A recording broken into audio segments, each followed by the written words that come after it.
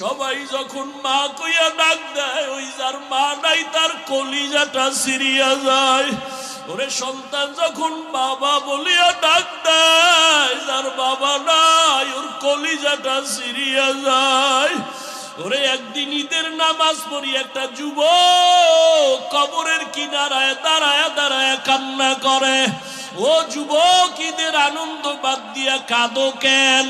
বলে গত ঈদে আমার মা আমার মাথায় হাত বুলায় দোয়া করেছে, আমার বাবারে পাশে নিয়ে নামাজ আদায় করেছিলাম। আজকে যখন ঈদের নামাজের জন্য ঘর থেকে বের হইতেছি, হঠাৎ আমার কথা মনে পড়ে গেল, আমার মা আমার মাথায় হাত দিয়া দোয়া করবেন। হঠাৎ মনে পড়িয়া দেখি মায়ের বিছানাটা খালি, আমার মা সাদা কাফনে কবরে পড়ে আছে, আমার বাবাও নাই, আমি বড় ইতিম।